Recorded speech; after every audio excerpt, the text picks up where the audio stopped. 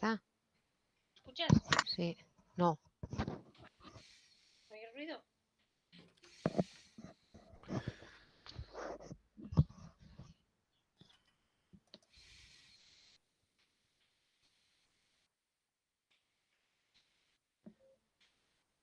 Pero ¿por qué no está hablando nadie? ¿No? A ver, voy a poner un vídeo.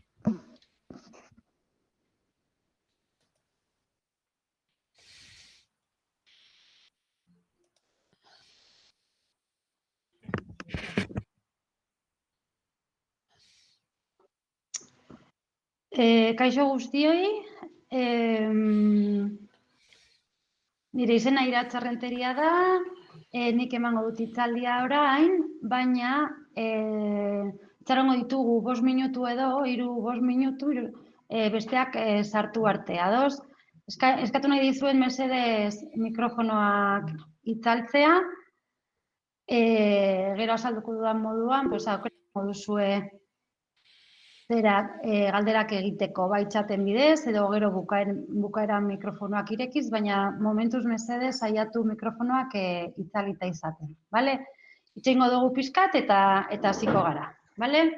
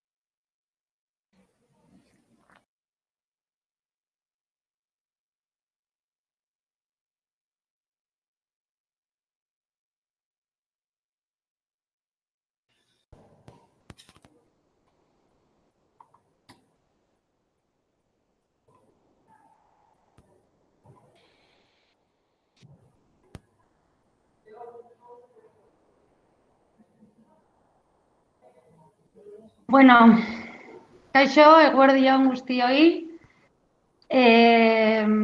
Esan bezala, nire izena Iratxa Renteria da, Berritzeunen Nagusiko Europa programen arduraduna naiz, eta oraingo honetan saioa emango duena, bai? Saio hau Erasmus Plus deialdiaren ingurukoa da. Aurten, 2021 baterako deialdiak aldaketa asko dakar. Saiatuko naiz denak ondo azaltzen, ze aldaketa nabarmena dira, eta gainera epeak gainean ditugu. Baina esan nahi dizuet,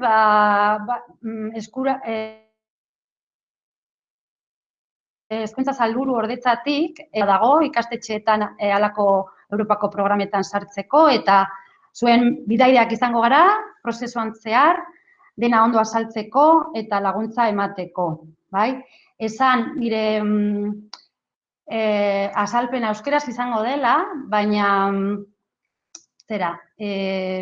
diapositibak eta gazteleraz egongo dira. Orduan, bi hizkuntzetan jarraitzeko aukera izango duzu, bale?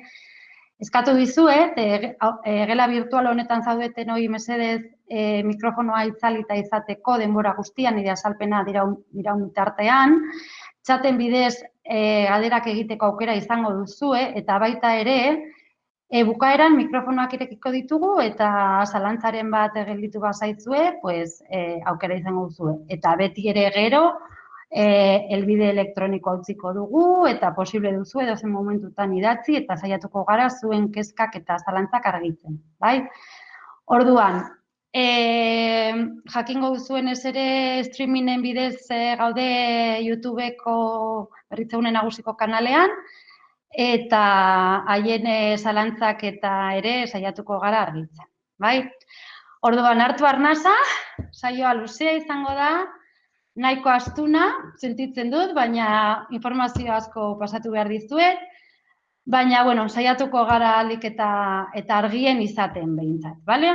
Orduan, partekatuko dut nire pantailan aurkezpena, zuek jarraitu ahal izateko, bale? Azalpena jarraitu ahal izateko, bale. A ber, non nagoen, hemen, bale, hasiko gara orduan. Ez baduzue ikusten mesedez esan, bale?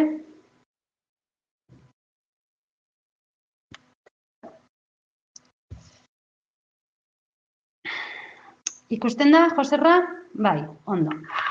Bale, Erasmus Plus, jakingo duzuenez, Europa Batasuneko hizkuntza programa da, beraien leloa, enriqueciendo vidas abriendo mentes, hezkuntza helburuak lortzeko programa hau aspaldi dator, badakizue aukerak ematen dituela, bidaiatzeko, Europako herrialdetako beste ikastetxeekin harremanetan jartzeko, bai mugikortasunaren bidez edo virtualki onlineko plataforma seguruen bidez, bai?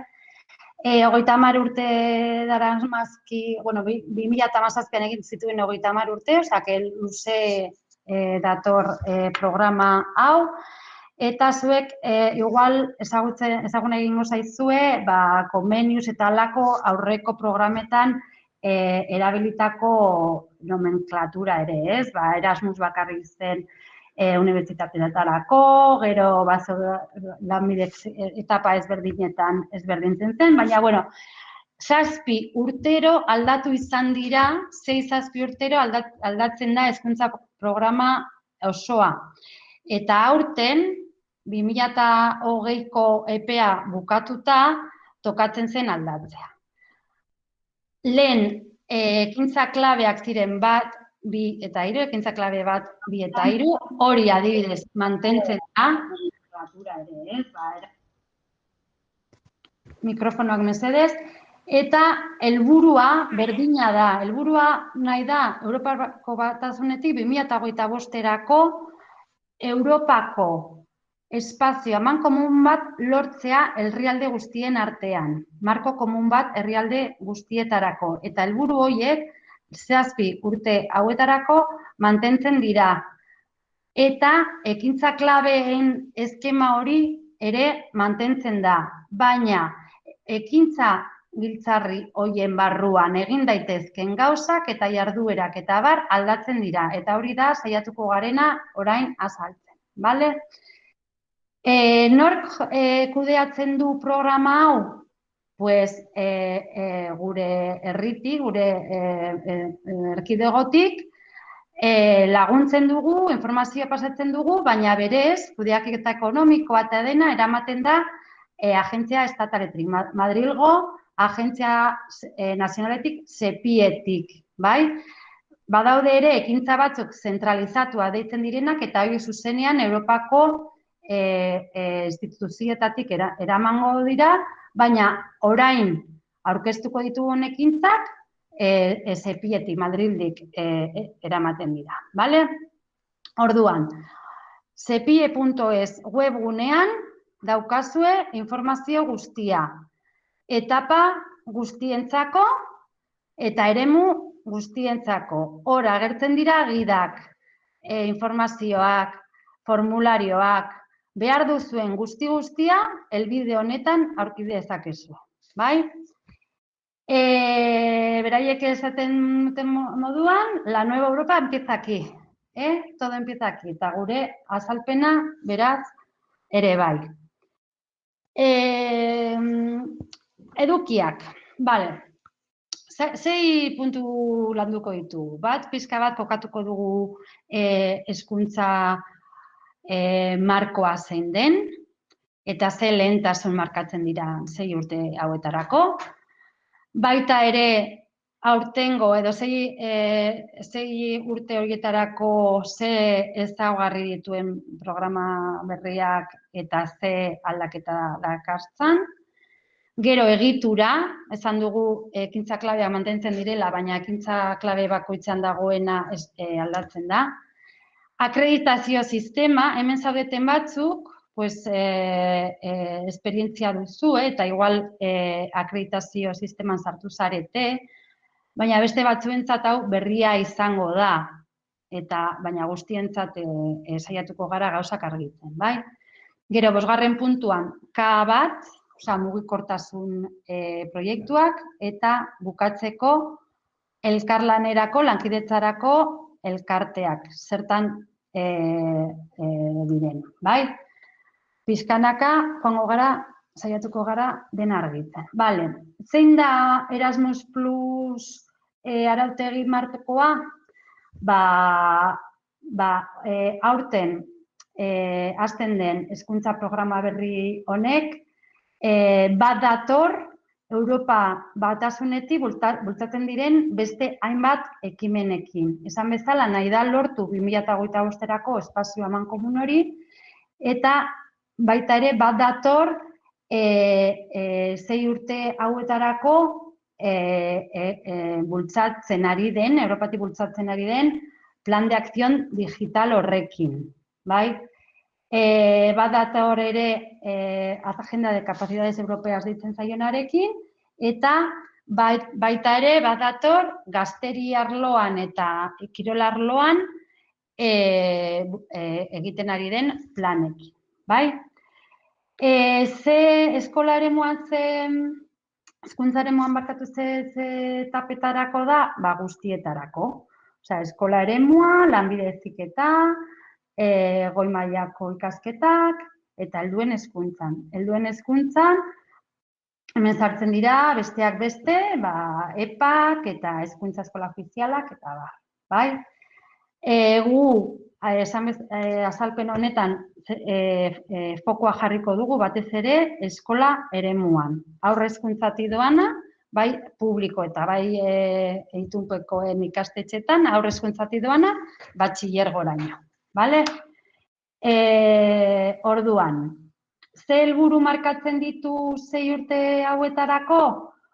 Nahi dute, Europa batasunetik, herrialdeen arteko mugikortasuna indartzea eta herrien arteko lankidetza eta mobilidadea mugarik gabe egitea eta norma izatea, no una excepción, sino la norma, bai? Nahi dute ikasketen zertifikazio ziurtagiri amankomun bat, hau da, hemen lortzen diren agiriak beste herrialde batean ere akreditazio edo balio berdina izatea. Nahi dute Europako hiritar guztiek ama hizkuntzaz gain beste atzerriko 2 hizkuntzak menperatzea. Hezkuntza kalitatea guztiontzat bermatua egotea. Guztientzat honek barnebiltzen ditu arazoak dituzten ikasleentzat ere bai. Eta baita ere nahi dute Europako dimentsioa edo identitatea hor sakondu, bale? Orduan, ze ezaugarri ditu Erasmus Plus urte hauetarako? Lehentasunak. hau argi eta garbi izan, proiektuak eskatzen dituzuenean, helburua izango dela beti, lau arlo hauetan sakontzea. Eta bai da, bada inklusioa eta aniztasuna, eraldaketa digitala, ingurumena eta aldaketa klimatikoaren kontrako borroka, eta partaidetza bizitza demokratikoan. Hauek dira benetan, zuen proiektu guztiak helburu izan behar dutena, bai? Hor azaltzen da, inklusioan sakontzea zan nahi du ikasteko arazoak dituztenentzat, edo gaitasun anitzak, edo osasun arazoentzat, eta hori guztientzat ere aukerak zabaldu behar direla. Eraldaketa digitala datorkiguna bai ala bai kontuan izan behar dugula. Esan bezala ingurumenen ekologiari buruzko jarduerak eta barnebildu behar ditugula, eta partaidetza demokratikoaren sakonketa ere sarituko dela. Orduan, ze nobedade edo ze berrikuntza dakartza programa Erasmus Plus programa berria. Aztea, aipatu dugun akreditazio sistema, hori azalduko dugu. Ka batean, lehen irakasleentzat mobilidadea zena, orain ere ikasleentzat ere bada. Mobilidade guztiak K batera pasatzen dira, K2 ez da mobilidaderako, hori hor dago paradigma aldaketa bat eta hori buruan sartu beharko dugu. Gero sortzen dira K2an tamaina txikiko elkarteak, azalduko dugu, lasai, eta sello europeo de las lenguas, hizkuntzen sigilo europarra, ere berria da, eta saritu nahi dira hizkuntza indartzen zentratzen diren proiektuen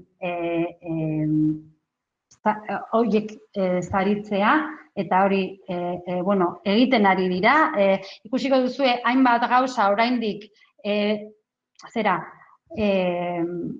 eraikitze prozesuan daudela, eta hau da bat, asmoa bai da saritzea zenbait proiektu hizkuntzen ingurua direna, baina hau ere definitzeke dago. Gero, irakasle akademiak sortuko dira, eta baita ere, Jean Monnet, lehen unibertsitaterako bakarrik zena, orain bada ere eskola eremuko ikastetxeentzat. Orduan, hauek, orain sartuko gara, ze egitura hartzen duen orduan Erasmus Plus urte honetarako. Egitura. Ekintza klabeak. Esan bezala, movilidad de las personas. Ka bat da mugikortasunerako. Zuen buruan baldin badago beste herrialdeetara mugitzea bai irakasleak eta bai ikasleak, Ka bat izan behar da. K2 ez dago aurreikusita mobilidaderik. Egon daitezke baten bat, instrumentalak edo puntualki oso ondo justifikatuta daude, baina K2 ez da izango mobilidaderako. Izango da lankidetzarako, baina ez bidaiatzeko. K3 mantentzen da politikerako, baina hau ez da ikastetxei zuzenduta baizik eta gehiago hezkuntza erakundeentzat, akoimolako Europako instituzioentzat, eta diru esparru hau ez da guretzako. Eta Jean Monnet, Europako dimentsioa zabaltzeko proiektuak barne biltzen dituena, baina hau honen epea ez da hain, denbora dagoenez, Jean Monnet aurrerago azalduko dugu. Beste informazio saio aurrerago egingo ditugunak. Orduan, K batean, ze nolako jarduerak dauden, Esan dugu, hori, irakasle eta ikasleentzat mugikortasuna, eta badaude jarduera berriak K batean. Bat da Discover You, hau berria da, eta Gazteria esparrutik antolatzen da, baina hau da 18 urte beteta duten ikasleentzat Europatik trenez mugitzeko bono batzuk emango dira eta dohainik herrialde batetik bestera mugitzeko trenez diru laguntzak emango dira. Orduan, batxilergoan ematen duzuenok, hau nire ustez interesgarria da zuen ikasleei esateko. Bai? Aprendizaje de lenguas, OLS da plataforma, hizkuntzak ikasteko plataforma bat, orain arte bakarrik unibertsitateetarako zena, eta orain ere eskola eremura pasatu dena, eta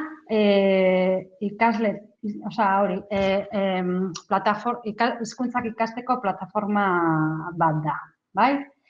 Eta baita ere, hemen saltzen dira K batean gazteria eremuan dauden hainbat jarduera, bale? K birako, esan dugun bezala ez da mobilidaderako baizik eta lankidetzarako, eta hemen eskola eremuan dagozkigunak dira alde batetik tamaina txikiko elkarteak eta lankidetzarako elkarteak. Giltzarri honetan sartzen dira ezagutzen dituzuen, askok ezagutuko dituzuen Ituini eta School Education Gateway, epale dela helduentzat eta plataforma digitalak hemen sartzen dira, eta gero beste elkarte batzuk, para la excelencia, para las universidades, eta hori guri eskola moduan ez dagozkigunak, bale? Eta baita ere, kirola eremuko beste jarduera batzuk. Orduan, argi izan, eta hemen dator txip aldaketa orduan, bai? Lehen, 2014tik 2020rako tarte horretan, KA 101 ziren proiektuak, orain K bat izaten jarraitzen dute. Baina lehen aurreko 6 urte horietan, K219 edo KA229 zirenak, ez dira pasatzen K bira baizik eta KA batera. Ez da existitzen ja KA229. Orain hitz egingo dugu KA bat, K121 edo KA122. KA120 izango da akreditaziorako eta KA122 akreditatua ez dauden elkarteentzat. Bai, hau azalduko dugu. K2an orduan desagertzen da K229 eta orain pasatzen dira asociaciones a pequeña escala, tamaina txikikoak eta de cooperación. Bueno, orduan, ez izutu, baina esan dut, hezkuntza programa osoa, Europako hezkuntza programa osoa aldatzen zenez, epeak ere atzeratuz joan dira, eta azaroan atera beharrean, martxoan atera zen deialdia, eta baina maiatzerako ja eskariak igota egon behar dira plataforma. Bai, K bat bada, maiatzak 11-arako igo behar dira, eta K2 bada, maiatzak 20-arako. Bale? Eta akreditazioa azalduko dut, baina hori, urtero egingo da urrian. Bale?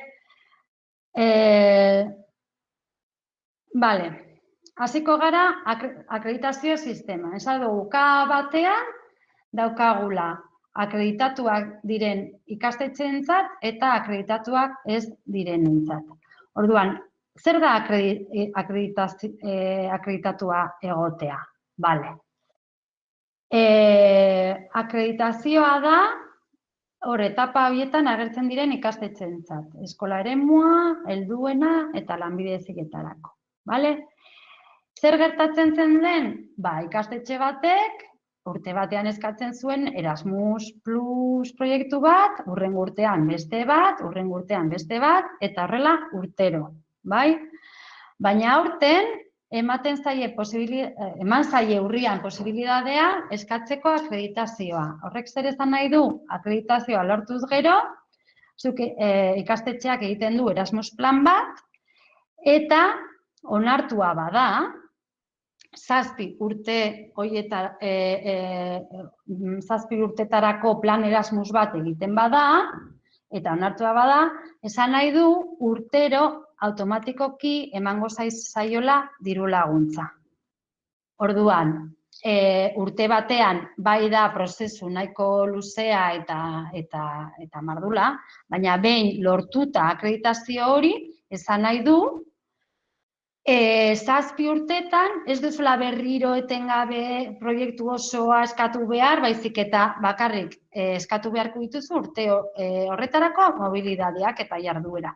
Baina ez berriro proiektu osoa. Egin behar da plan estrategiko bat 7 urtetarako.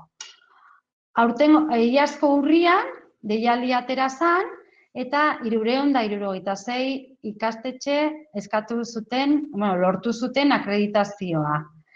Euskal Herritik ere batzuk akreditazioa eskatu zuten eta lortu zuten, eta badakit aurreko asteetan heldu zaiela la karta de acreditación. Beraz, ikastetxe horiek aurten bakarrik eskatu beharko dute urte hauetarako jarduerak, eta ia automatikoki diru laguntza emango zaie limiteri gabe.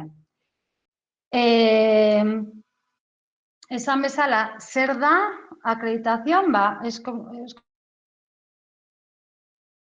un carnet Erasmus, una carta blanca, aukera ematen dizuna, 7 urtetan proiektuak eskatzeko. Eta batzuk esango dute, akreditatu batzuk, baina gu bauzkagu aurretik beste proiektu batzuk bukatu gabe, pandemiagatik luzatu direnak eta aurten ezaigu ondo etortzen, lasai. Gutxienez, 5 urtetan eskatu behar dira 3 proiektu, baina ez du esan nahi urtero eskatu behar duzuela. Minimo bat bai eskatzen zaizula, baina ez dago zertan justo aurten izan behar. Nik eta Sepietik ere animatu nahi da akreditatuei eskatzeko.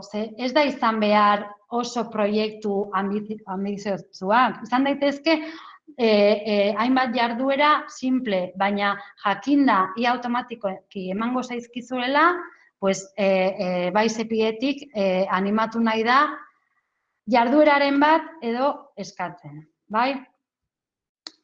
Orduan, hemen zalantza batzuk agertu ziren, agertu izan dira aurreko informazio saioetan. Beharrezkoa da K bat eskatzeko akreditatua egotea? Eta erantzuna da ez. Posible da K batean parte hartzeak akreditatua egon gabe. Eta beharrezkoa da akreditazioa lortzeko urteetako esperientzia izatea? Egia da aurreko urtean sartu zirenak esperientzia duen ikastetxeak ziren, urteetan Erasmusen egondako ikastetxeak zirela, baina ez da baldintza derrigorrezkoa. Laguntzen du esperientzia baduzu akreditazioa lortzen, baina nik badakik Euskal Herriko ikastetxe batzuk ez daukatela inolako edo esperientzia gutxi zutela eta lortu zutela. Zeba abantaila du akreditazioak? Hori, finanziazio egonkor bat, urtero emango zaizuena. Helburuak behin epe luzera markatu ezkero, ez litzateke berriro helburu guztiak eta dena zehaztu behar. Norberak markatzen ditu plan Erasmus horretan, ikastetxe bakoitzak markatzen ditu bere helburuak eta ez du zertan hartu behar sozioen beharrak edo. Plan Erasmus norbera ikastetxe batena da eta bere apropioa. Eta urtero aurkitu alditu sozio ezberdinak. Bai? Ez du zertan beti sozio edo berdinekin lan egin behar. Bale? 3 atal ditu Plan Erasmus horrek, markatzen dira helburuak, 7 urtetarako helburuak, jarduerak eta hori. Eta jakin ezazue, hori, urrian egin zala K120 deitzen zaion akreditazioa lortzeko deialdia, eta apirilaren 12an atera zirela, eta ja heldu zaiela akreditatua dauden ikastetxeei karta de akreditazioan hori. Bale? Hori, prozesu hori, K120an akreditazioa lortzeko eskaria urtero egingo da urrian. Lortu nahi dena da pixkanaka geroz eta ikastetxe gehiago egotea akreditatua, hau zabaldu nahi da eta animatu nahi da ikastetxeei karnet hori edo karta blanka hori lortzen eta hori bultzatuko da.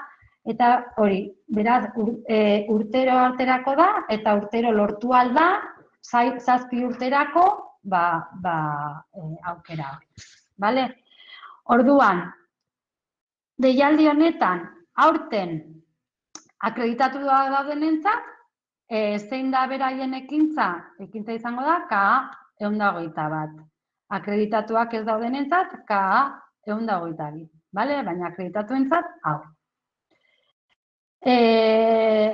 Non aurki dezakezue konbokatoria eta dana? Sepieko webgunean, hor ere gidan agertzen da 71 orrialde horietan, eta aterako da laster akreditazion Erasmus bereziki gida bat horretarako.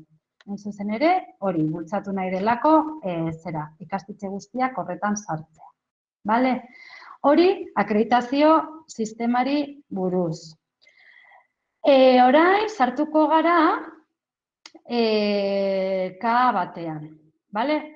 K batean, mugikortasun proiektuak jasotzen dituena. Eta orain jarriko dut 30 segunduko bideo bat, pixka bat ni arnasa hartzeko. Bale? Ia ikusten duzuen.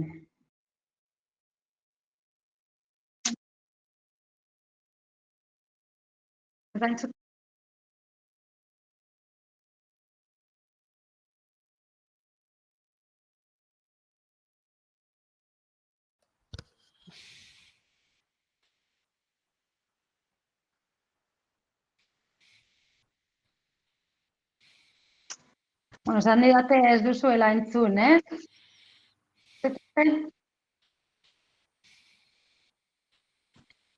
Ez dakit ondo entzun duzu, ez da entzun.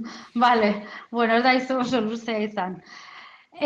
Orduan, K baterako. K bat zertarako da, pues, hori, mobilidadea, ikasle eta baita ere helduen hezkuntzan, hasiera batean ez zegoen aurreikusita, baina presioa egon zen, ikusten zelako helduen hezkuntzan ere erakargarria izan zitekeela, ez? Orduan, kontuan izan beti, hor agertzen den bezala, 4 lehentasunak promover activamente esaten du, ez? Aipatutako 4 lehentasun horiek kontuan hartu beharko dituzuela. Bale, orduan, K batean, esan dugu, akreditatua badaude K121 eta ez badaude akreditatuak K122. Zertarako, hori helburuak badakizkizue, Europar dimensioan sakontzeko, hezkuntza kalitatea hobetzeko eta aipatutako Europako espazio hori amankomuna lortzeko. Ez naiz luzatuko honetan, orduan, K bat gogoratu edo kontuan hartu ja, sozio eta koordinatzaile figurak desagertzen direla. Ez dira egongo, ez da egongo koordinatzaile bat, eta ez da egongo proiektu amankomunik zuek egiten duzuen eskarian, esan nahi du. Eskaria egiten duzu, zuek izango zarete orain, organizazion solicitante, eskatzen duen elkartea. Baina, eta baita ere, la organización de envío, la que envía participantes. Baina, zuek ez duzue zertan adostu behar beste koordinatzaile edo beste sozio batzuekin zuen plana. Esan nahi du.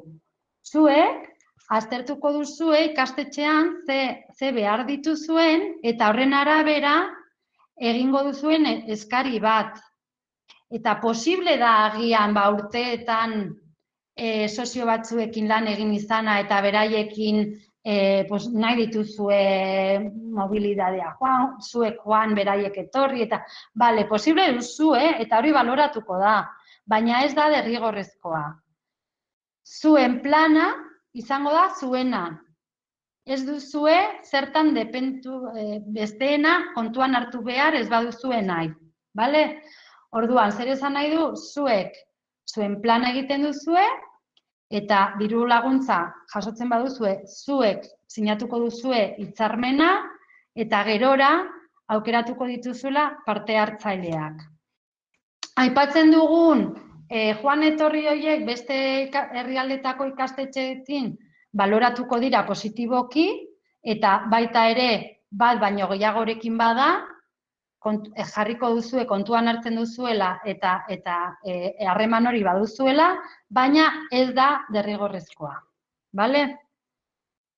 Orduan, ze mugikortasun ze jarduera mota dauzkagun K batean? Irakasleentzat mantentzen dira lehen zeudenak. Aprendizaje por observación, job shadowing, deitzen dioguna.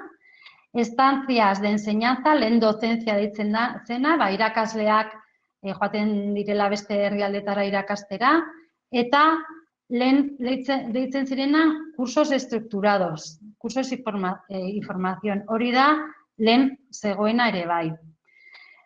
Ikasleentzat, movilidad en grupo, movilidad de corta duración eta movilidad de larga duración, orain azalduko dugu.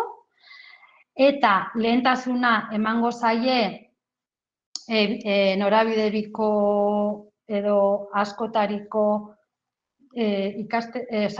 elkarteei, baina ez da derrigorrezkoa. Eta baita ere, badaude hemen, deitzen zaiena visitas preparatorias, eta hau berria da, acogida de expertos, invitados, beste herrialdetatik adituak ekartzea, edo praktikaldian dauden irakasleak ere ekartzea. Hori berria da eta orain azalduko dugu.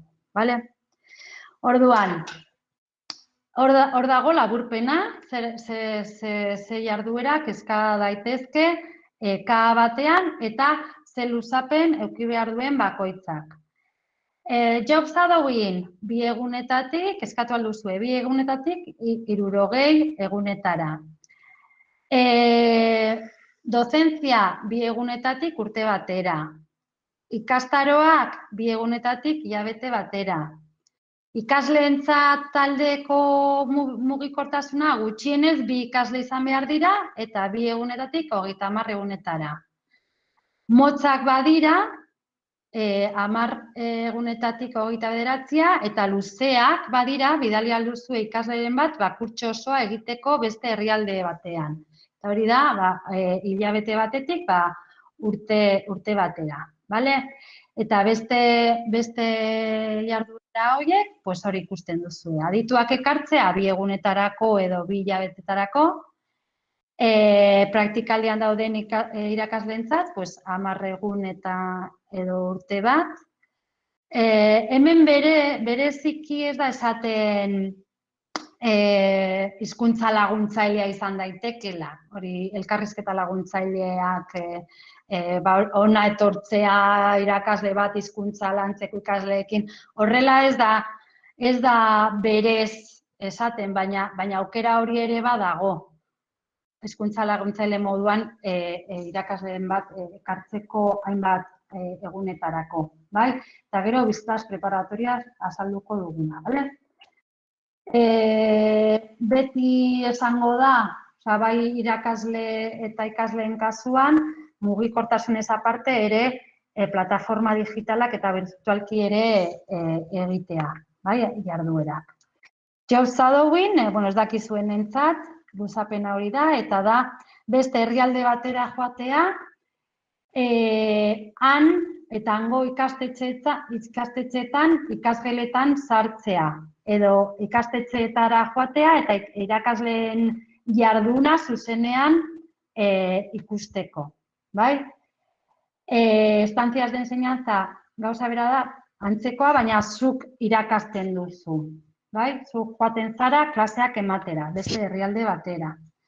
Eta cursos de formación, cursos estrukturados da, zuk ikastaro bat ikusi duzula beste herrialde batean, eta ikastaro hori egitera zoazela. Gehien bat,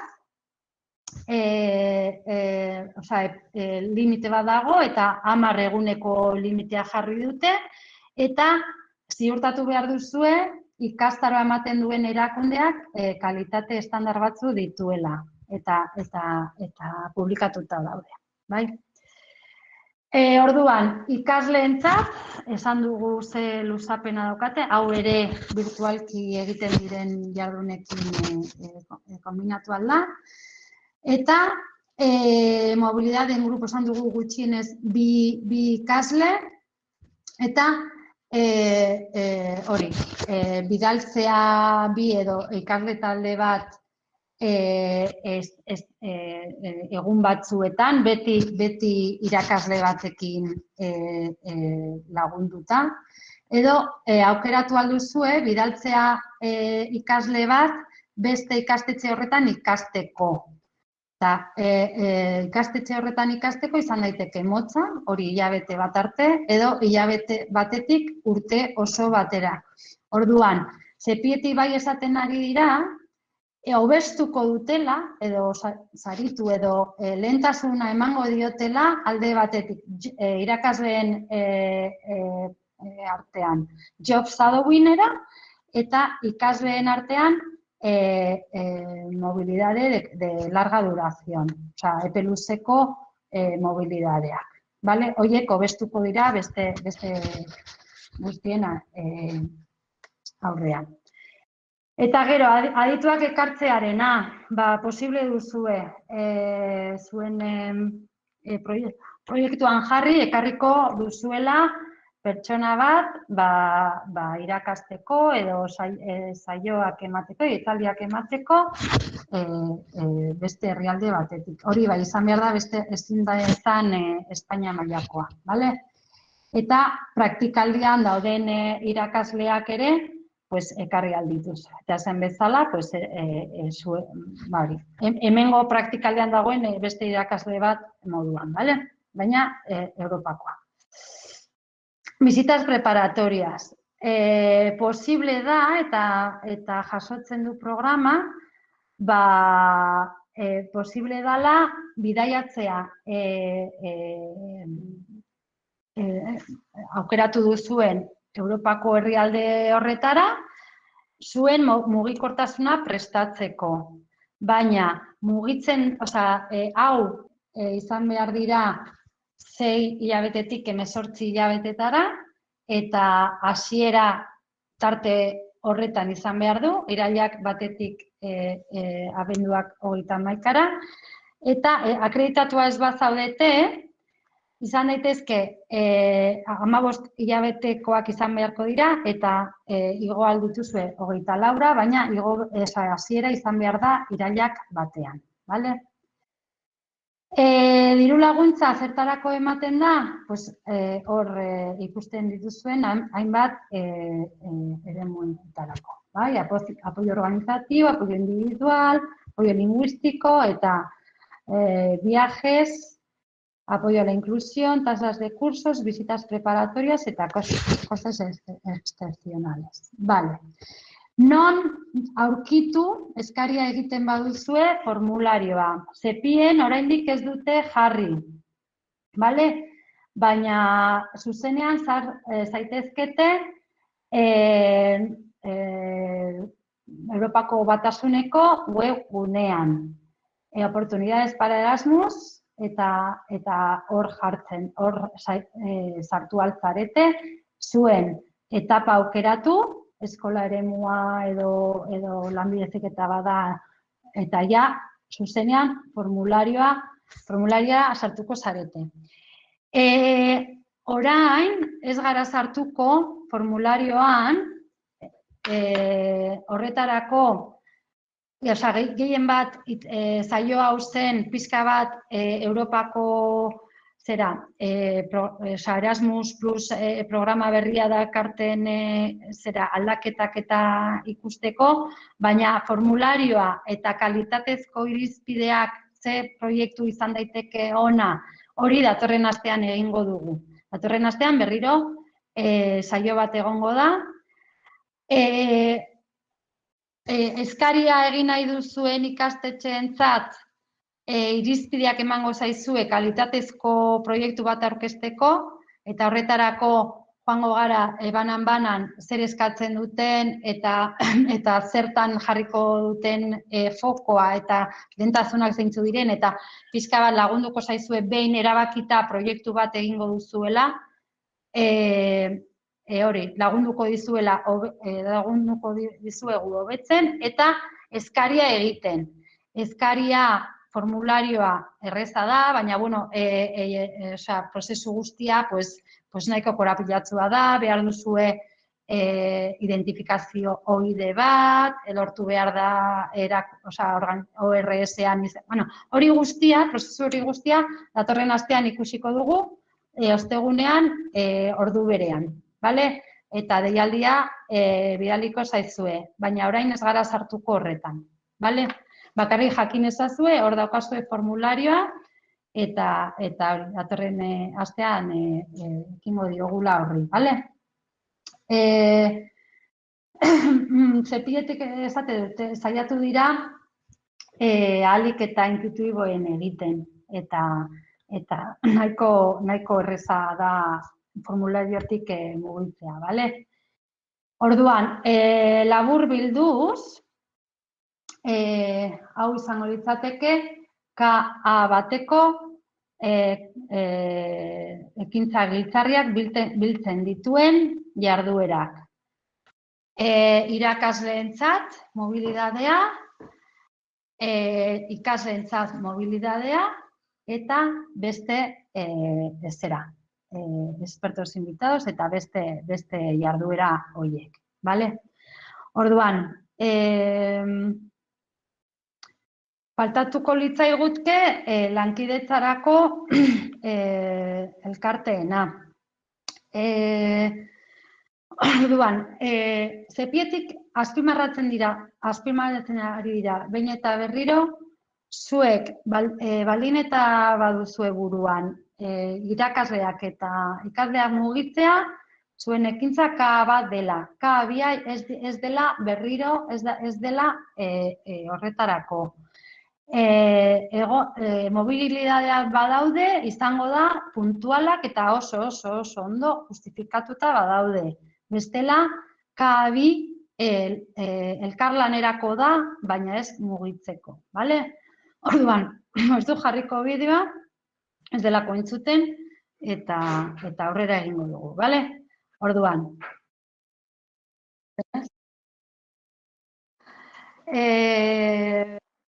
Sartuko gara egituran, bale? Aipatu dugu K bat, orain sartuko gara K2an, eta K2 barruan ikusiko dugu hainbat jarduera ezberdin daudela. Gu zentratuko gara tamaina txikiko elkarteetan, eta zentratuko gara deitzen zaiena lankidetzarako elkarteetan, baina ez deitzen zaiena berrikuntzarako elkarteetarako eta eszelentziarako elkarteetarako, horiek batzu gainera ez daude aurtengo deialdian bukatua, eta gehien batzu dira, gehienak lanbide heziketarako eta bar. Eta irakasleentzat akademia hori agertzen dena, oso interesgarria aurten berria dena, baina baita ere epeak luzeagoa dira eta denbora pasatu alda, zehaztuago egongo da, eta horren inguruko saioak ere egingo ditugu. Orain saio honetan zentratuko gara bi jarduera horietan. Asociación de la Cooperación y Asociaciones a Pequeña Escala. Tamaina txikiko elkarteak. Zer tapatan ematen dira hauek? Hor ikusten dituzuenak. Educación escolar, EPAkoak eta lanbide heziketa. Nortzuk dira hartzaileak? Deitzen zaiona hori, oso erakunde txikia edo pisu gutxi dituztenak. Ez dauzkatenak, esperientziarik edo ez daukat Erasmus programan. Edo berriak sartzen direnak aurten, bai? Egin nahi da erakarri, normalean arazoak dituzten erakundeei, edo honelako programetan sartzeko arazoak dituztenentzat, bidea erraztu nahi zaie. Eta elkarteak izango dira, elkarte hauek beti horiek erakartzeko izango da, bai? Orduan, helburua zer da, antolaketa txikia duten erakundeak erakartzeko.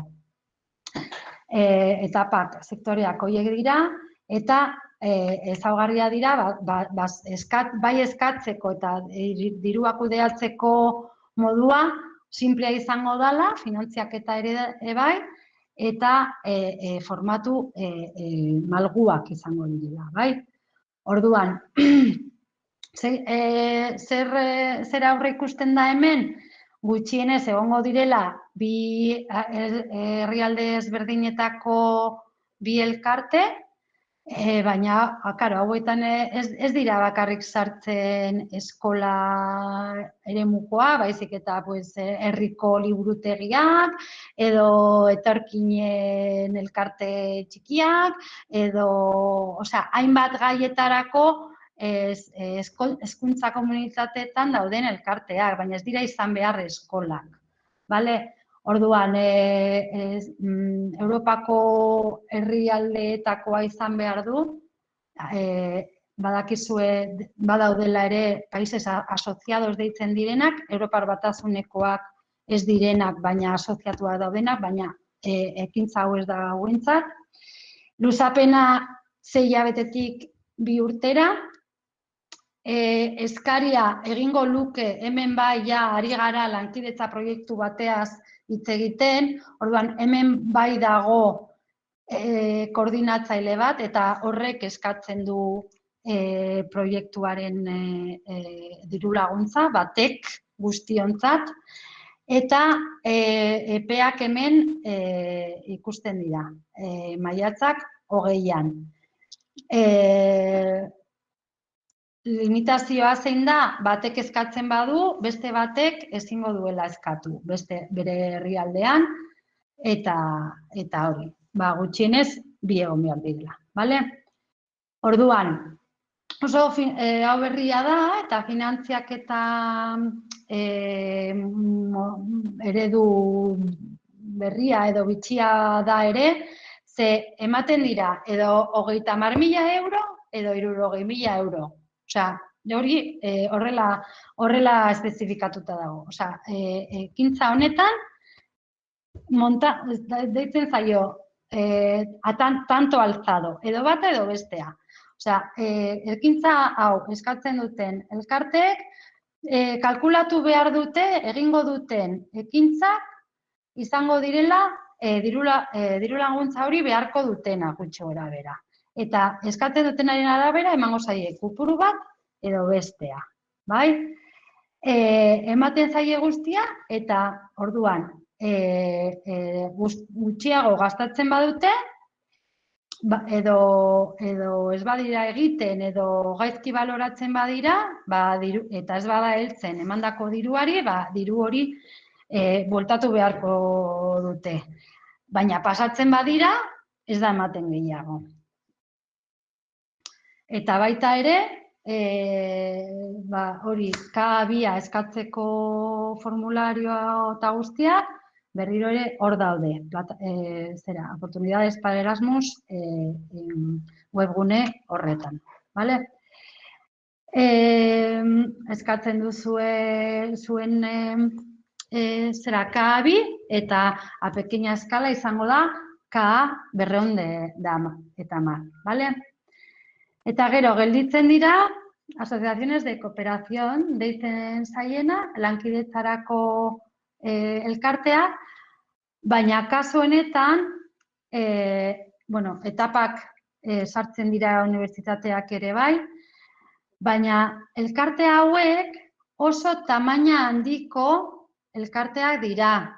Hemen sartzen dira udaletxeak, instituzioak, erakunde nahiko potenteak. Eta ez da bakarrik ikastetxe baten beharrei atxikituta, hau da, helburuak oso handia dira, transversalak eta eskatzen den ekoizpena, proiektuan bukaerako ekoizpena, eskatzen da maila handikoa, kalitate handikoa. Herrialde ezberdinetan erabili aldena, eta pizka bat honek magnitude oso handia du, bai? Izan daiteke dozein Europako erakundeentzat, publiko edo pribatua, gutxienez 3 elkarte egon behar dira, lehentasunak kontuan izan behar ditu, 12 eta 3 urte arteko proiektuak dira, eta baita ere epea maiatzak 20rako da, bai? Baina hau ez da eskola batek eska dezakena, beharrak dira askoz be handiagoak edo amangan komunak edo nahiko potente, lan potente egin behar da hemen, bai? Orduan, berriak zareten ontzat, inoiz eskatu duzuen ontzat, hau ezaguna egingo zaizue, baina berrientzat bereziki, zer egin behar da proiektu bat eskatu nahi bada, Erasmus proiektu bat eskatu nahi bada. Beti eta orain ere ikusi behar duzue zuen ikastetxeko beharrak. Proiektuak ez dira banakako pertsona edo irakasle batentzat, eta hori ere aurreko programan horrela zen. Plana da ikastetxearena.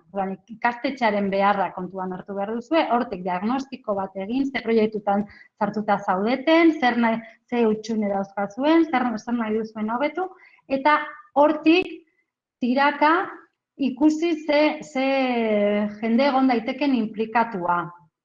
Eta saiatu beti esaten dugu, eta askotan ez da betetzen, baina ikastetxeetan pertsona batengan erortzen da lan guztia, baina Erasmusen eskatzea, proiektu bat eskatzea, lan asko eskatzen du. Eta beti, azpimarratzen dugu, ezin dela dena erori pertsona batengan, eta saiatzea lortzen talde bat, Erasmus talde bat, eta ezinbestekoa da zuzendaritza bat etortzea proiektu honetan. Gero badakigu, ordezkapena behar dira, babesa izan behar duzue zuzendaritzarena, eta alik eta irakasleengatik ere babesa gehien, bale? Orduan, behin beharrak ikusita, aukeratu beharko duzu ez ekintza giltzarrian sartu nahi duzuen, eta hortik ikusi hori beharrak, borradorea, hau izango litzateke prozedura, ez? Nolabaiteko zirriborro bat egin, adostu taldean, sozioak ez, baina igual bai aurreikusi ze lekutara edo nora bidali nora joan nahi duzuen ikastera eta ikasleak eta irakasleak bidaltzea. Eskaria egitea Erasmusen, eskaria esan bezala ZEPIen egin beharko da. Proiektua eta formularioa bete. Hor epe bat emango da ebazpena atera arte, ia onartua dagoen zuen proiektua. Eta gero,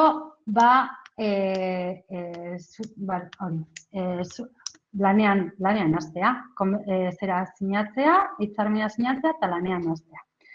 Orduan, proiektua egin nahi baduzue eta ez dakizue nondik jo, ZEPIen, esan bezala, baduzue informazio guztia. Baina baita ere, beste proiektu batzuk ikusi nahi badituzue, zertan egon diren proiektuak, Itwinin plataforma, suposatzen du gehienek ezagutzen duzuela, baina Itwinin orain da lehen zen gomendagarria, edo lehen zen baloratzekoa zen gauza bat, baina orain iaia bihurtu da derrigorrezkoa. Bai sozioak edo bai elkarlanerako kideak bilatzeko, bai proiektuen adibideak aurkitzeko, Itwinin izango duzue hor plataforma lan egiteko segurua dena eta Europako herrialde guztietara zabalduta dagoena. Orduan, hor badaude proiektu eredu pilo bat. Ez badakizue ze gai edo nola egin proiektu bat, hor daukazue konsultatzeko. Eta School Education Gateway hor ere agertzen da aukerak. Nora joan zaitezken, ze ikastaro eta bale? Erasmusek ere badu plataforma de resultados deitzen zaiona, eta hor Erasmusen parte hartu duten proiektu guztiak ara igotzen dira. Osea, hor ere konsultatan baina nire herrian zen horrelako proiektuak egon diren. Bueno, pues hor ere proiektu guztiak bilatu buskadorean bilatzailean jarri, herrialdea edo nahi duzuena edo gaia, eta agertuko zaizkizue Erasmusen urteetan parte hartu duten proiektuen adibideak, bale? Eta gero, bakarrik lizentzailea gogoratzea epeak gainean ditugu, egia da, dena joan da atzeratzen eta azkenean hor daude epeak, baina egia da eta Andresek ZEPIeko arduraneak esaten zuen, ja ez duzue behar beste ikastetxeekin adostu zer egingo dugun, zer ez, prozesu hori guztia ja ez da egin behar, eta egin behar duzuena zuek zuen ikastetxe barruan adostu zer egin behar duzuen, baina ez duzue adostasuna bilatu behar ikastetxeetatik kanpo, eta horrek simplifikatzen du asko prozesua. Eta horrek esan nahi du bakarrik zuek aurreikusi alduzuela zer behar duzuen, inolako ez baimenik, baina adostasuna heldu gabe. Orduan, bueno, pues egun gutxi daude, baina denbora dago. Orduan, maiatzak 11an hori bai 12etan izten da, eta ez utzi azkenengo momentura arte, ez beti ordu horretan izaten da alubion de eskaria pilo bat eta batzuetan blokeatzen da, eta ekintza eta kabirako maiatzak 20, bale? Hor daukazu ezepien guztia.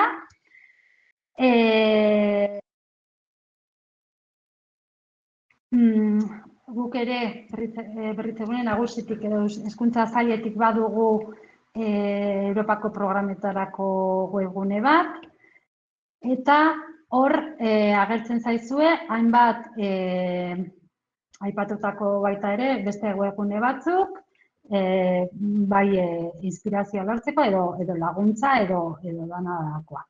Aurkezpen hau bidaliko zaizue emailez, justo saioa bukatu eta bidaliko zaizue emailez. Orduan hori izango dituzue esteka guztiak konsultatzeko eta dana, bale? Eta honekin bukatzen dut. Orain irekiko dugu tartea, galderak egiteko, ze badakit zalantza asko egon daitezkela, nik guztiak ezingo ditut erantzun, ze niretzat ere hori, gauza asko berria dira. Orduan, ezin baditut erantzun, jasoko ditut eta emailez edo idatziz bidaliko dizuet erantzuna, bale? Baina, bueno, Joserra, ez dakit txatean ez dakit jarri dituzten... Bai, badago, hasi dira galdera egiten. Bata... Partekatzeari, bale? Bale. Lehenengo izan da Begoñak. Komentatzen digu, Discover EU programarako parkatu zer balditzan bete behar diren. Batxillerreko ikasleek, zeintzu dira bete behar dituzten? Baldintzak. Baldintza bakarra nik entzun dudana da 18 urte izatea. Eta aipatu zuten gehien bat dela bidaiatzeko udan. Baina oraindik eraikitzen sortzen ari dira hori, programa hori, eta sartzen bazarete, jartzen baduzue EU Discover, eramaten zaituzte webgune batera, eta hori ez du eramaten sepie, da gazteria arloko erakundea, baina hor joango dira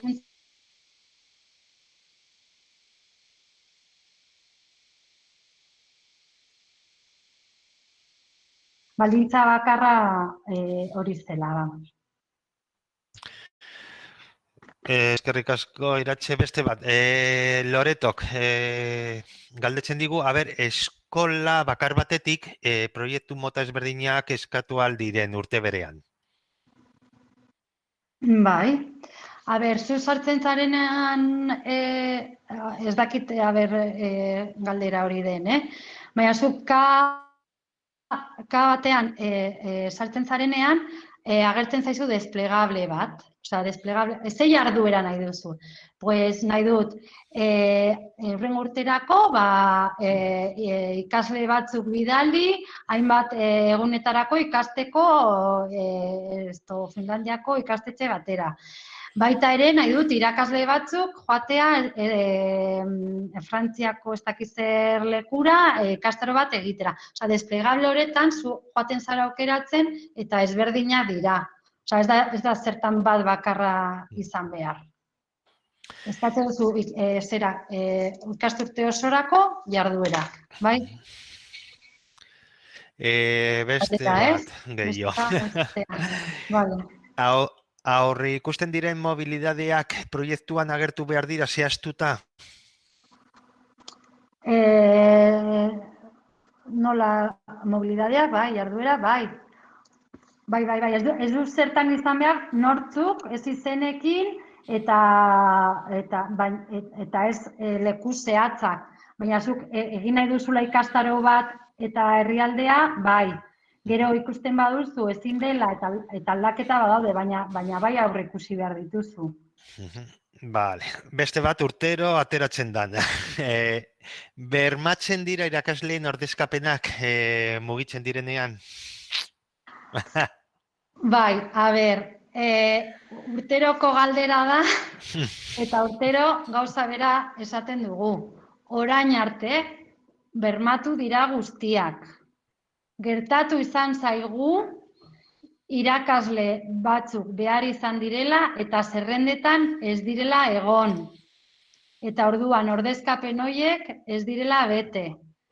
Baina orain arte behintzat, eta gerta daiteke hurrengo ikasturtean esatea hori mozten dela, baina orain arte ordezkapenak betetzen ari dira.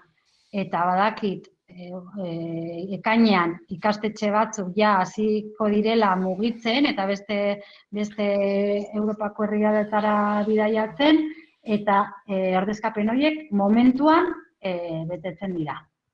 Bete dira. Bale, agian komentatu behar da hemen bebai iratxe aurrez aurre edo arinago abisatzeko, ordezkapen horiek betetzeko. Bai, eskatzen zala gutxienez 3 aste edo hilabete bat lehenago. Bidali behar da Lakuako teknikariari, Blanca Salgadori, baina hori eskatzen badiguzue kontaktua emango dizuegu berritzegunen nagusian. Bidali behar zaio, zuzendariak bidali behar dio, ze proiektu mota den, zenbat egunetarako, zenbat irakasle eta bar, eta berak pertsonalgoan egiten du kudeaketa eta bidaltzen da, bai. Oso ondo, urrengoa, badaude batzuk, iratxe, ez dakit ura hartu nahi duzun edo. Bai, eta gaineraz, zigurtasun falta dut, ez dakit erantzun aldi edan, baina bale, tira. Bale. Iraupen luzeko ikasleen egonaldiak, norekin daude ikasleak, familiekin edo... Bai, normalean bai, normalean orain arte bai. Badago sepien gira bat, txosten oso bat azaltzen duela ikasleen mugikortasun luzeko mobilidadeak. Eta hor azaltzen da zehatzeneak, nahi badu eskatu duenari bidali aldiot gida, baina hor azaltzen da guztia. Bale? Oso ondo. Amaiak, galdetzen digu, akreditatuak ez izan arren, K bateko eskaerak egin aldira? Bai, akreditatuak izan ez arren, bai. Eskatu alda, eta ez du zertan arazorik izan behar emateko. Akreditatuak izan nahi badute, urrian, urtero, urrian aterako da K120 akreditazioa eskatzeko deialdia, baina naiz eta akreditazioa ez lortu, dena dalakoagatik ezaiolako eman, hala ere, K122 eskatu aldu ez akreditatu moduan. Oso ondo. Beste bat, ikasleentzat eta irakasleentzat dirua jasotzen da beste leku batera juteko, mobilidadeak egiteko, baina guk jasotzen dugunean edo etorten direnean kanpoko umeak edo irakaslea gurera, dirua jasotzen dugu gauzak egiteko bizita hori ez dauzkagunean? Pues hori adibidez ez dakit erantzuten. Nik esango nuke ezetz, baina hori galdetuko dut. Esango nuke jasotzen duena, nik ulertu nuen, orain quiero recordar, baina hori hala ere bidaliko dugu idatziz. Uste dut kudeatu behar duena dela el país de envío, berak kudeatzen du jasotako diru guztia. Baina hori ez nago ziur, eta galdetuko dut. Oso ondo. Azkenengoa, momentuz, ez, parkatu, dago con el scroll, gorantza, ez, hiru gehiago, lasai. Orain arteko K229 proiektu baten jarraipena egin nahi baldin bada, beste eskola bat bazkide bezala sartu, zein da eskatu beharrekoa orain, K210 edo K222. A ber, errepikatzen dizut? Bai. Orain arteko. Ez lioko la sigla. Ja, horrezatik. Orain arteko K229 proiektu bat, bai, jarraitu nahi izan ez gero, beste eskola bat bazkide bezala sartu, zein da eskatu beharrekoa? Ezke aurten ezin da eskatu. Egin alduena da K229koa luzapena eskatu. Osa, pandemia dagatik, por fuerza mayor eta bar, bai eskatzen ziren luzapenak. Baina 2021ko deialdian ezin da jaka 229 eskatu. Hori ja ahaztu. Claro, hori da, anemiren, bueno, miren, zero zer zalantzari baldin badeko zu horretaz, mesedez idatzi, eta hartuko dut nik nota, bale? Baina hori idatzek esan dakoa, osea, ezin da aurten eskatu hori. Jarraitzen dugu. Ez dago eta formulariorik 229ko, osea, hori ja... Orain kontrakoa, lehen zen, iraupen luzerako ikasleen mobilitatean non estatuko dira, eta laburreko baldin bada, non ostatuko dira? Hotelean, etxeetan? Nik suposatzen dut etxeetan, baina hori norberak, pentsatzen dut eskatzen denean halako egonaldi bat, ikastetxe batera joaten direnez, normalena nire ustez izango zen hango ikastetxeko familia bat bilatzea, baina ez dut uste ere limitaziora dagoenik hotel batera, osea, dirua badago hotel bat ordaintzeko. Hani pentsatzen du logikoena dela hango familia batekin egotea. Oso, ondo.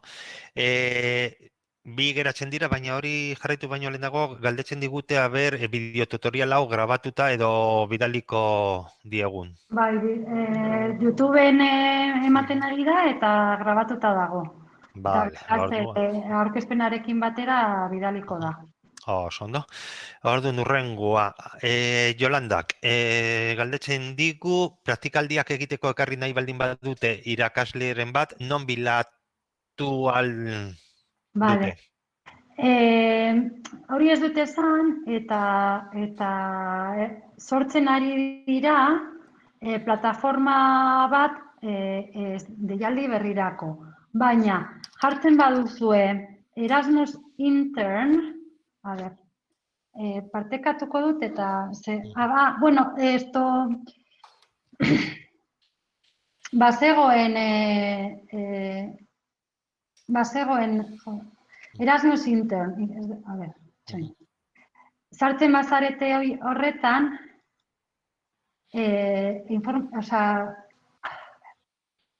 ikusten da pantalla? Bai. Vale, hemen esteka honetan, Erasmus Intern honetan, trainees, hau da, praktikaldian dauden irakasleen webgunea, vale? Eta hemen, bilatzen duzue, hemen aurki dezakezue hori, norbait proposatzeko zuen ikastetxera etortzeko. Bai? Eta badakit, sortzen ari diren, School Education Gateway igual ezagutzen duzu ere bai, baina hemen,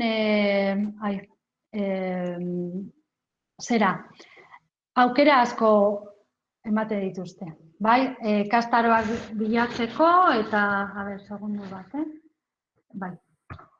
Ez dakit ezagutzen duzuen hau. Baina hau da Erasmus laguntzeko bai proiektuak, oportunidades Erasmus jartzen baduzue, hemen ere baliabide pilo bat daude.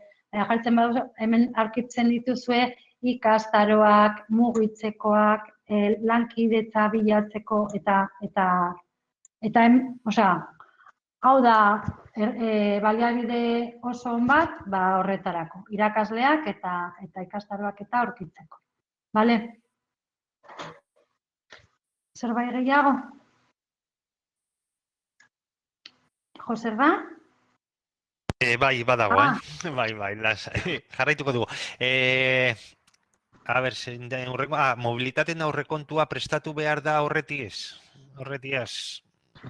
Mobilitatean aurrekontua. Norberak, plataformak, formular, ematen? Bakarrik hori, mobilitateen aurrekontua prestatu behar den. Ez. Bakarrik horretiz. Mobilitateena, Ez, mobilitateen aurrekontua autonomikoak ematen dizute. Segun zer herrialdeetara eta zer eskatu duzun. Claro, hori da. Urrengoa, gogoratzen zara aurreko galderaka 229koa? Bueno, erantzun digu Anek, bale? Berak esaten dago proiektu berri bat izango litzatekela aurten, bale? Baina jarraipen bat emoten aurreko K 259ari. Orduan, claro, berak esaten du kooperazio lan asko daukate eta gainera epe laburreko bost mobilidade, bost herrialdeetara. Orduan, kasu horretan, berria da, baina jarraipen bate emoterako zein Vale. da eskatu beharko luketena, K 210 edo K 122?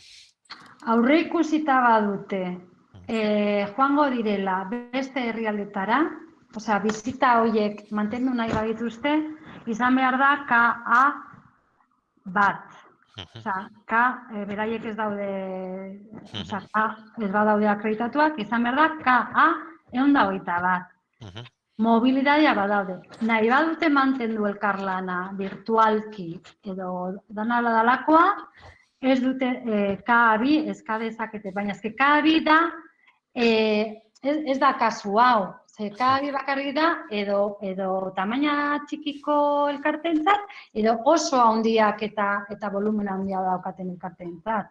Orduan, eskola eremuan mobilidadeak eskatzeko izan behar da KA bat. Eta orduan, bale, jarraitu nahi dute hasitako ibilbide horrekin, baina aukera izango dute bakarrik ikastetxeak norberaren plana egiteko. Beraien orain arteko bazkideak zirenak eskatu beharko dute beraien agentzia nazionalean diru laguntza. Hiru sozio horiek beraien herrialdeetan eskatu behar dute. Eta eman altzaie edo ez zaien eman. Baina beraien mugitzeko beste ikastetxeak ez dira akreditatuak egon behar edo ez dira zertan diru laguntza lortu behar. Baina ja, eskema hori, proiektu amankomuna eta denok elkarrekin eta hori bukatzen da. Osea, ikastetxe honek jarraitu behar du elkarlanean, baina bere proiektuan bakarrik eskatuko du diru laguntza bere ekintzetarako. Oso, ondo, iratxe. Eta azkenengoa, ja arnaz hartzeko, bale? Beitu, Mariak, galdetzen digu, plazarik gabeko irakasle edo ordezkoa baldin bada, imaginazazu, eska dezake urrengo urterako begira bat orain dagoen eskolan edo urrengo kurtso arte itxaron behar du jakiteko non egongo den? Proiektuak ikastetxeena dira. Orduan, gainera, zuk eskaria egiten duzunean ez dituzu izenak jartzen. Jatzen duzu perfil honetako irakasle bat joango da. Bai, baina ez duzu esaten fulanita eta izena bizenekin. Orduan, gertadakioke urrengo urtean beste ikastetxe batean joatea eta bera hautatua izatea. Bai? Baina ezin duzu eskatu nik nahi dut niretzako hori eskema hori edo kontzeptualizazio hori ez dago. Zan behar du ikastetxeak eta beharrei erantzungo die. Eta bera aproposa ikusten bada joateko, bera hautatu izango da, baina urrengo urtean ez badago, beste bat joango da. Vale. Sartu zaigu bat, baina ja, azkenengoa izango da, bale? Eta esango diegu azkena dala. Oraingo deialdian K 122 eskatzen baldin badute, zein da EPEA proiektua gauzatzeko? Esan dut, ez da? Orain buruz ez dakit. K 122 15 hilabete uste dut zela. Bai, konfirmatuko dugu, baina bai. Hori da EPEA. Eta uste dut, luzatu altzela? A ber, konfirmatuko dut. Bai, EPE badago. Eta, a ber.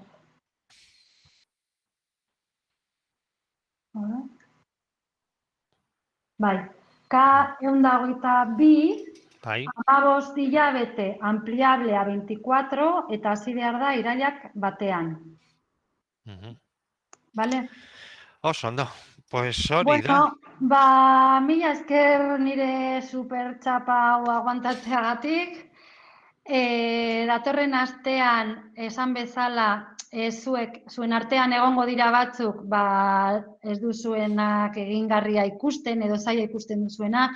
Nik animatu nahi zaituzte eta hala ere animatzeko eta saiatzeko. Eskaria egin nahi baduzue, baina ez badakizuen oso ondo nola egin, datorren ostegunean ordu berean, egongo da prozedura nola egin gauzatzeko eta nola lortu kalitatezko proiektuak eta nola egin igo eskaria Europar Batasuneko plataformara. Beraz, aste honetan pentsatu alduzue, interesatuta bazaudete proiektua bat, parametro berrietan proiektu bat igotzeko ala ez, interesa baduzue saiatu adosten nondik nora joan daiteken eta aurrengo astean, ordu berean, saiatuko gara argitzen nola igo plataformara. Bai? Eta besterik gabe, mila esker guztioi eta animatu eta datorren astera arte. Bale? Ondo izan, Venga, agur. Eskerrik asko. Muxuak, agur. Agur.